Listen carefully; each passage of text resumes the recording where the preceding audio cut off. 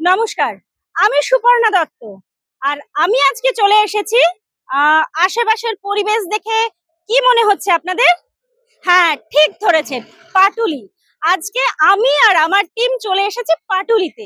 আমাদের হাউস থেকে 7 horse's production, এই হাউস থেকে যে সিনেমাটি রিলিজ হতে চলেছে তার নাম দাঁতের লড়াই।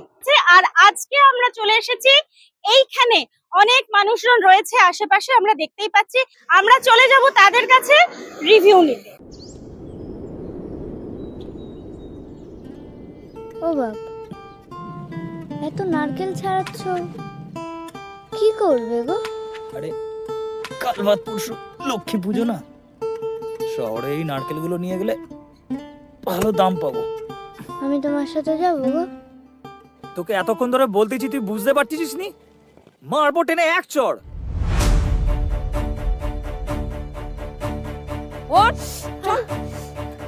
তোকে বললুম না তুই ঘরে যা, তাও পিছন পিছন আসতেছিস।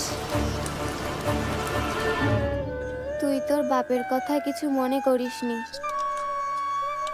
তোকে মারার পর তোর বাপ খুব কাঁদতেছিল। যা, বাপটাকে গিয়ে ডেকে নিয়ে আয়।